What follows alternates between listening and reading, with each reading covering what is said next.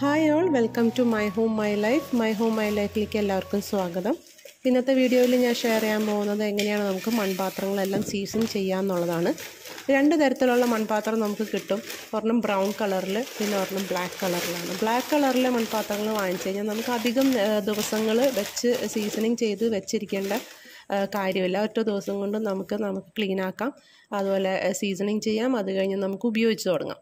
Brown ആണെങ്കിൽ എന്താണെന്ന് വെച്ച് കഴിഞ്ഞാൽ നമുക്ക് 2-3 ദിവസമൊക്കെ വെയിലത്തും സ്റ്റൗവിലും ഒക്കെ ഗ്യാസുമൊക്കെ വെച്ച് ചൂടാക്കി ഒന്ന് ഏകദേശം ഒരു 2 ദിവസം 3 ദിവസമൊക്കെ എടുക്കും. ഇതാകുമ്പോൾ എളുപ്പമാണ്, നമുക്ക് ഒറ്റ ദിവസം കൊണ്ട് നമുക്ക് ക്ലീനാക്കി സീസൺ ചെയ്തെടുക്കാം. അപ്പോൾ ഞാൻ 2 തരത്തിലുള്ള പാത്രമാണ് വാങ്ങിച്ചത്. ഒരെണ്ണം ഇങ്ങനെ കുഴി പോലെ ആയിട്ടും ഒരെണ്ണം ഇങ്ങനെ പരന്നതും. അപ്പോൾ കുഴിയിലായിട്ടെന്ന് പറഞ്ഞാൽ നമുക്ക് ചെറുതായിട്ടൊരു പരിപ്പ് കറിയോ അല്ലെങ്കിൽ മോര് കാച്ചിയതോ അങ്ങനെയൊക്കെ നമുക്ക് ഉണ്ടാക്കാം. എനിക്കത് കണ്ടപ്പോൾ ഭയങ്കര ഇഷ്ടമായി, ഭയങ്കര ക്യൂട്ടാണ്. അപ്പോൾ അതുകൊണ്ട് അത് വാങ്ങിച്ചതാണ്. പിന്നെ ഇത് നമുക്ക് എന്തെങ്കിലും ഒലത്താനൊക്കെ ആയിട്ട് ഉപയോഗിക്കാം.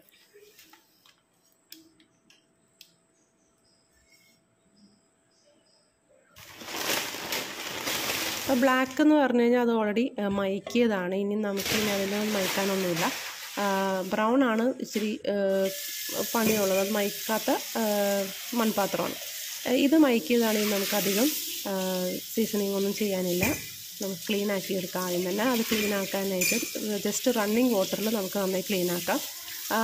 സോപ്പൊന്നും ഞാൻ ഉപയോഗിക്കുന്നില്ല, അതിനകത്ത് സോപ്പ് ഉണ്ടായില്ല കേട്ടോ. അപ്പോൾ ജസ്റ്റ് ആ ഒരു സ്ക്രബ്ബർ ഉപയോഗിച്ച്, സ്ക്രബ്ബർ എന്ന് വെച്ചാൽ മറ്റേ സ്റ്റീലിൻ്റെ സ്ക്രബൊന്നും ഉപയോഗിക്കരുത്. ജസ്റ്റ് നോർമൽ സ്പോഞ്ച് അല്ലെങ്കിൽ ഇങ്ങനത്തെ ഒരു ഗ്രീൻ കളർ ഉണ്ടല്ലോ, അത് മതി.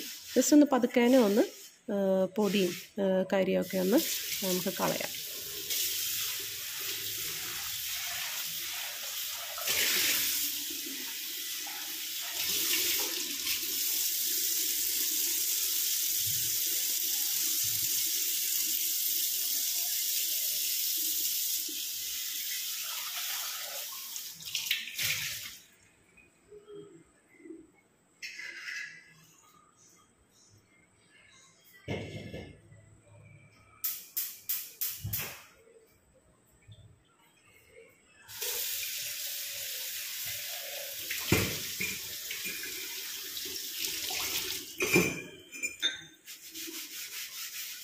ഇത് കറുത്തതെന്ന് പറഞ്ഞു കഴിഞ്ഞാൽ അത് ഈ ഉമ്മിയിട്ടിട്ട് അതിങ്ങനെ നല്ല കരിച്ചെടുക്കുക എന്ന് പറയില്ല, അത് കരിച്ചെടുക്കുമ്പോൾ ഈ പാത്രം ഫുള്ളിങ്ങനെ ഏകദേശം ബ്ലാക്കൊക്കെ ആയി തീരും.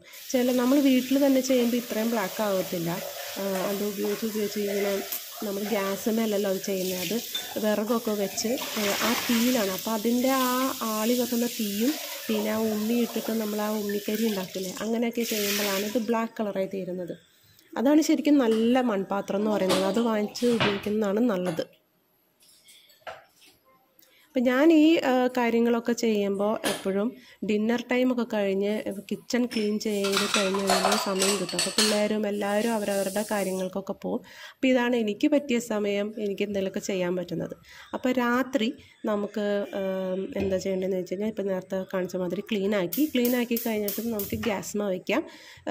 ലോ ഫ്ലെയിമിൽ നമുക്കിങ്ങനെ വയ്ക്കാം. പതുക്കേനെ ചൂടാവട്ടെ, പെട്ടെന്നൊന്നും ചൂടാക്കരുത്, പതുക്കേനെ ചൂടാവണം. അപ്പം ഞാൻ ഓൾറെഡി കഞ്ഞിവെള്ളം ഞാൻ വെച്ചിട്ടുണ്ട്. അന്ന് രാവിലെ ചോറുണ്ടാക്കിയതിൻ്റെ കഞ്ഞിവെള്ളം ഞാൻ എടുത്ത് വെച്ചിട്ടുണ്ടായിരുന്നു. അത് നമുക്ക് ഒഴിച്ചു കൊടുക്കാം. അത് ഒഴിച്ചു കൊടുക്കുമ്പോൾ നമുക്ക് വെള്ളം ചേർത്ത് ഒഴിച്ചു കൊടുക്കാം കേട്ടോ. നമുക്ക് നന്നായി തിളപ്പിച്ചെടുക്കണം.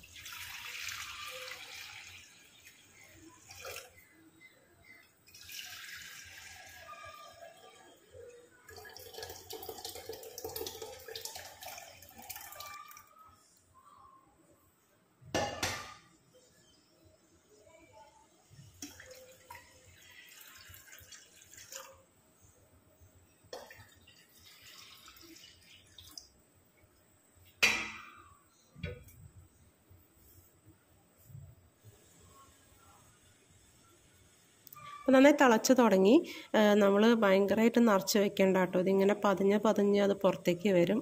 എനിക്കത് പ്രശ്നമുണ്ടായി. ആ ചെറിയ പാത്രത്തിൽ ഇച്ചിരി കൂടുതലായിരുന്നു. അപ്പോൾ അതങ്ങനെ ഒന്ന് പതുക്കേനെ പുറത്തേക്ക് അതിൻ്റെ വെള്ളം തിളച്ചപ്പോൾ ഇങ്ങനെ പതയുമ്പോൾ വെള്ളം ഇങ്ങനെ ഒന്ന് ഇതായി. അപ്പോൾ മൺപാത്രം അറിയാലോ, നമ്മൾ ഓൾറെഡി ഇപ്പോൾ ഗ്യാസ് ആക്കിയാലും അത് തിളച്ചുകൊണ്ടിരിക്കും. ബിക്കോസ് മൺപാത്രം നല്ല ചൂടോടെയാണ് ഇങ്ങനെ ഇരിക്കുന്നത്. അപ്പോൾ അതുകൊണ്ട് അത്രയും നിറച്ച് വെള്ളം ഒഴിക്കരുത്, അത്യാവശ്യം വെള്ളം ഒഴിച്ചാൽ മതി. അപ്പോൾ എനിക്ക് അങ്ങനെ പറ്റി. പിന്നെ അത് ക്ലീൻ ആക്കിയിട്ട് വേണം കിച്ചൺ ക്ലോസ് ചെയ്യാനായിട്ട്.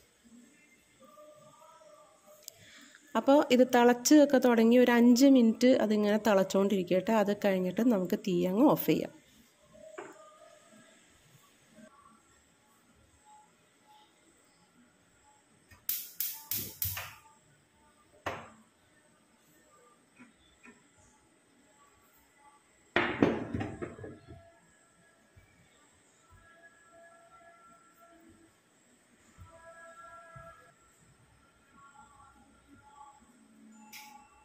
അത് തീ ഓഫ് ചെയ്ത് കഴിഞ്ഞിട്ട് അങ്ങനെ തന്നെ ഇരുന്നോട്ടെ. നമുക്ക് ഇനി അതൊരു രാത്രി മൊത്തം കൂളായിട്ട് അവിടെ തന്നെ ഇരുന്നോട്ടെ കേട്ടോ.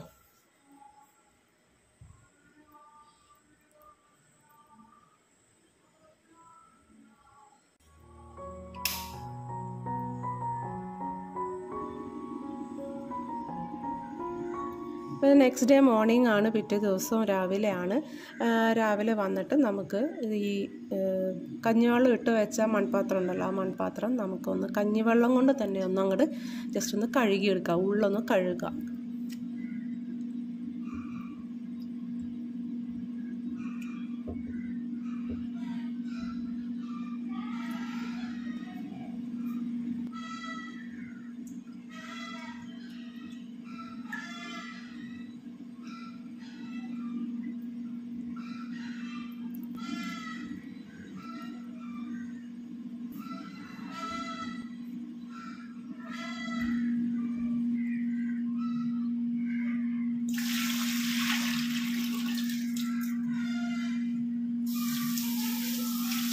അപ്പോൾ അത് വെള്ളം കളഞ്ഞതിന് ശേഷം നമുക്ക് ഇതുപോലെ നേരത്തെ തലേ ദിവസം ചെയ്താൽ മാതിരി ജസ്റ്റ് റണ്ണിങ് വാട്ടറിൽ നമുക്കൊന്ന് കഴുകിയെടുക്കാം.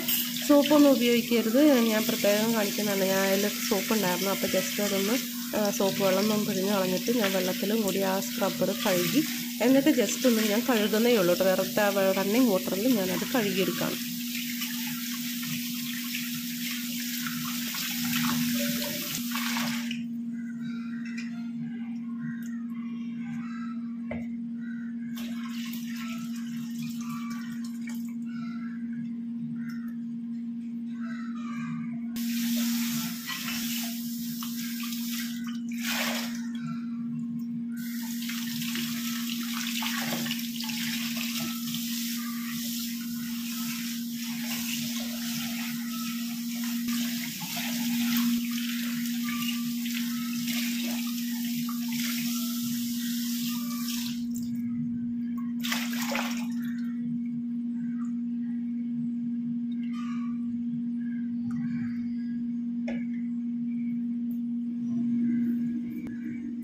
അപ്പോൾ ഇനി നമുക്കത് വീണ്ടും ഒന്ന് ഗ്യാസിൽ വെച്ചിട്ട് ലോ ഫ്ലെയിമിൽ വെക്കാം. എന്നിട്ട് ആ വെള്ളമൊക്കെ ഒന്ന് അതിനകത്ത് ആ കഞ്ഞിവെള്ളവും പിന്നെ ആ വെള്ളം കൊണ്ടൊക്കെ ഒന്ന് കഴുകിയല്ലോ, അപ്പോൾ അതൊക്കെ ഒന്ന് ഡ്രൈ ആവട്ടെ. ഡ്രൈ ആയതിന് ശേഷം നമുക്ക് അത്യാവശ്യം നന്നായി എണ്ണ ഒഴിച്ചിട്ട് ഒരു ടിഷ്യൂ പേപ്പറോ അല്ലെങ്കിൽ എന്തെങ്കിലും ഒരു ചെറിയ കോട്ടൻ്റെ തുണിയോ എന്തെങ്കിലും ഉപയോഗിച്ച് നമുക്ക് ഒന്ന് എന്താ പറയുക ഒന്ന് സ്പ്രെഡാക്കി എടുക്കാം. ഇപ്പം ഞാൻ ജസ്റ്റ് ഒരു ഡ്രൈ ക്ലോത്ത് എടുത്ത് ഞാൻ തുടച്ചെടുക്കുകയാണ്. അതുമ്പോൾ വെള്ളം എന്തെങ്കിലുമൊക്കെ ഉണ്ടെങ്കിൽ ഡ്രൈ ആക്കുകയാണ് ഞാൻ ഈ 2 പാത്രം.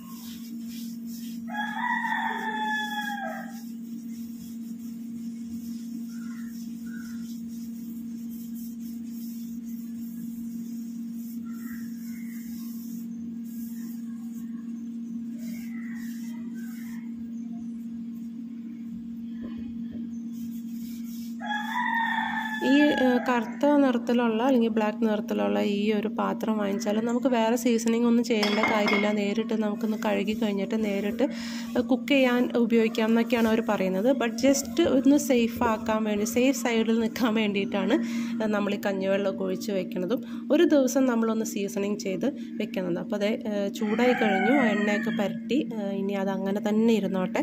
ആ ഒരു ദിവസം അങ്ങനെ തന്നെ എണ്ണ തേച്ച് അവിടെ ഇരിക്കട്ടെ, അത് ചൂടോടെ അതങ്ങനെ ഇരിക്കട്ടെ, എന്നിട്ടൊന്ന് കൂൾ ഡൗൺ ആവട്ടെ.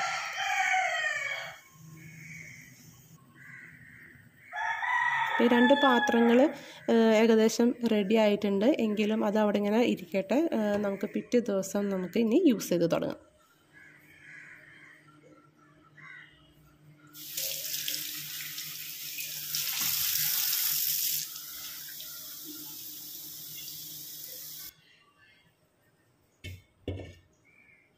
പിന്നെ ഞാൻ ഉണ്ടാക്കാൻ പോകുന്നത് വെണ്ടയ്ക്ക മസാലയാണ്, ഭിണ്ടി മസാല എന്ന് പറയുന്നത്. പിന്നെ ഞാൻ ഒന്ന് മോര് കാച്ചാന്ന് വിചാരിച്ചു. വേറെ നോൺ വെജ് ഇരിപ്പുണ്ട്, അപ്പം ഞാൻ വിചാരിച്ചു ഇത്തിരി വെജ് ഉണ്ടാക്കാമെന്ന്. ഇത് ഞാൻ ഓൾറെഡി ഷെയർ ചെയ്തിട്ടുണ്ട് ഈ ഒരു കുക്കിംഗ് റെസിപ്പി. എനിക്ക് എപ്പോഴും ഭയങ്കര ഈസി കുക്കിംഗ് റെസിപ്പീസാണ് ഇഷ്ടം. നമുക്ക് കുക്കിംഗ് താല്പര്യമുണ്ട്, പക്ഷെ അന്ന് അധികം നേരം നമുക്ക് കിച്ചണിൽ ഇങ്ങനെ നിന്ന് പരിപാടി ചെയ്യാമെന്ന് പറഞ്ഞു കഴിഞ്ഞാൽ ആർക്കും ഇഷ്ടമല്ലല്ലോ. അപ്പോൾ എങ്ങനെയെങ്കിലും നല്ല സംഭവങ്ങളൊക്കെ ഉണ്ടാക്കി നമുക്ക് കിച്ചണൊക്കെ ഒന്ന് ക്ലീനാക്കി പോവാമെന്നുള്ളതാണ്. അപ്പം ഞാൻ ഇപ്പോൾ ഒറ്റയടിക്ക് ഗ്യാസുമേ 2 പാത്രവും വെച്ചുകൊണ്ട് ഞാൻ മൾട്ടി ടാസ്കിങ് എന്ന് പറയുന്ന മാതിരി ചെയ്യാണ്. അപ്പോൾ ഫസ്റ്റ് തന്നെ ഞാൻ വെണ്ടയ്ക്ക ഒന്ന് ഫ്രൈ ചെയ്തെടുക്കുകയാണ്. ഞാൻ ഇതിൻ്റെ റെസിപ്പി ഓൾറെഡി ഞാൻ ഷെയർ ചെയ്തിട്ടുണ്ട്. ഇതിപ്പോൾ ജസ്റ്റ് ഒന്ന് ചുരുക്കി ഞാൻ കാണിക്കുകയാണ്.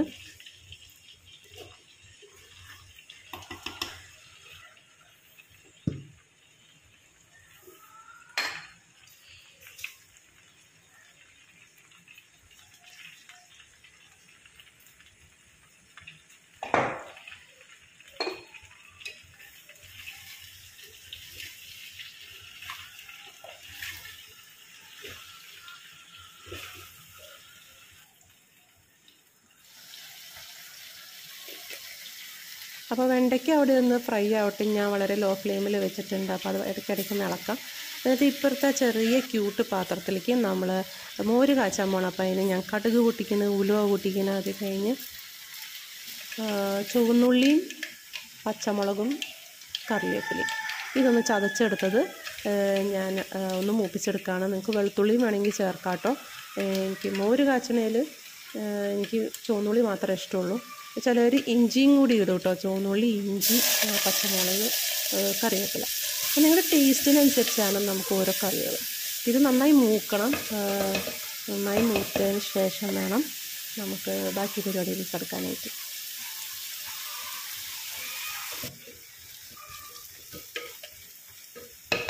നല്ല ബ്രൗൺ കളറാവണം.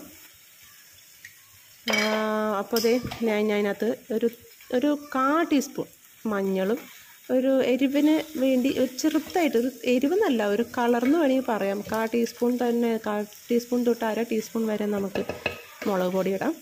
അപ്പോൾ നന്നായി മൂത്ത് കഴിഞ്ഞിട്ടുണ്ട്. പിന്നെ നമുക്കൊന്ന് തീയൊന്ന് കുറച്ച് ഇടാം, അല്ലെങ്കിൽ നമുക്ക് മൺചട്ടി നല്ല ചൂടാണല്ലോ, ഇത് കുറച്ച് ഇടാം. എന്നിട്ട് നമുക്ക് മോര് ഒഴിക്കാം. മോര് ഒഴിച്ച് കഴിയുമ്പോൾ നമ്മളെപ്പോഴും ശ്രദ്ധിക്കേണ്ടത് എപ്പോഴും ഇളക്കിക്കൊണ്ടിരിക്കണം, ഇല്ലെങ്കിൽ അത് പെട്ടെന്ന് തന്നെ പിരിഞ്ഞു പോകും. അപ്പോൾ നമ്മൾ ഇളക്കിക്കൊണ്ടിരിക്കുക, അതായത് ഏറ്റവും ലോ ഫ്ലെയിമിൽ വയ്ക്കുക. പാകത്തിന് നമുക്ക് ഉപ്പൊക്കെ ഇട്ട് നമ്മുടെ മോര് കാച്ചിയത് റെഡി. അപ്പോൾ ഒരു ടിപ്പാണ്, മോര് പിരിഞ്ഞു പോവാതെ ഇരിക്കാൻ നമ്മൾ എപ്പോഴും മിക്സ് ചെയ്തുകൊണ്ടിരിക്കുക. മിക്സ് ചെയ്ത് ഒന്ന് ഒരു 2 മിനിറ്റ് 3 മിനിറ്റ് ഒന്ന് മിക്സ് ചെയ്ത് കഴിയുമ്പോഴേക്കും നമ്മുടെ മോരൊക്കെ അത്യാവശ്യം പാകത്തിനൊക്കെ ചൂടൊക്കെ ഉണ്ട്. വലുതായിട്ടൊന്ന് തിളയ്ക്കാൻ നിൽക്കണ്ട, പതുക്കെ തന്നെ ഒന്ന് ചൂടായാൽ മതി. അപ്പോൾ നമ്മുടെ മോര് കാച്ചിയത് റെഡി. ഇനി നമുക്ക് വെണ്ടയ്ക്ക മസാല ഉണ്ടാക്കണം. അപ്പോൾ വെണ്ടയ്ക്ക അവിടെ ഇരുന്ന് ആ നേരം കൊണ്ട് ഒന്ന് ഫ്രൈ ആയി കിട്ടിയിട്ടുണ്ട്. നമ്മൾ ഫ്രൈ ആയി കിട്ടുമ്പോൾ ഈ വെണ്ടയ്ക്കയിൽ വരുന്ന ഇങ്ങനെ ഭയങ്കര സ്റ്റിക്കി പോലത്തെ സാധനം വരില്ലേ, കീല് പോലെ, അത് പോകുന്നത് വരെ നമുക്കൊന്ന് ഫ്രൈ ചെയ്തെടുക്കണം. അത് കഴിഞ്ഞ് കഴിയുമ്പോൾ വേറെ പാത്രത്തിലേക്ക് മാറ്റാണ്. എന്നിട്ട് നമുക്ക് സവോള, പിന്നെ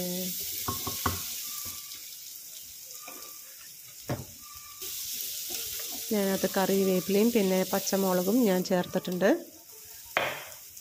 വെളുത്തുള്ളി വേണമെങ്കിൽ ചേർക്കാം കേട്ടോ. വെളുത്തുള്ളി ശരിക്കും നല്ല ടേസ്റ്റാണ് തരണം നമുക്ക് ഏത് റോസ്റ്റൊക്കെ ഉണ്ടാക്കണത്. അതിനകത്ത് നമുക്ക് എന്താ പറയുക, മഞ്ഞൾപ്പൊടിയും മുളക് പൊടിയും ആവശ്യത്തിന് ഇടാം. ആവശ്യത്തിന് ഇട്ട് കഴിഞ്ഞിട്ട് നമുക്ക് നന്നായിട്ട് മിക്സ് ചെയ്യാം. മിക്സ് ചെയ്തിട്ടൊരു ലോ ഫ്ലെയിമിൽ ഇങ്ങനെ ഇരുന്നോട്ടെ. ഇതിൽ ഞാൻ വെജിറ്റബിൾ മസാലയും കൂടി ഞാൻ ചേർക്കുന്നുണ്ട്. മീറ്റ് മസാല അല്ലെങ്കിൽ ഗരം മസാല ചേർത്താലും കുഴപ്പമില്ല. ഇപ്പോൾ എൻ്റെ കയ്യിൽ വെജിറ്റബിൾ മസാല ഉണ്ടായിരുന്നു ബ്രാഹ്മിൻസിൻ്റെ, അത് ഞാൻ ചേർത്ത് കൊടുക്കുകയാണ്. പിന്നെ ആവശ്യത്തിന് ഉപ്പ് ഇടാം, നന്നായി മിക്സ് ചെയ്യുക. ഒരു 5 മിനിറ്റ് നമുക്ക് അടച്ച് വയ്ക്കുക. നമ്മുടെ വെണ്ടയ്ക്ക മസാല റെഡി.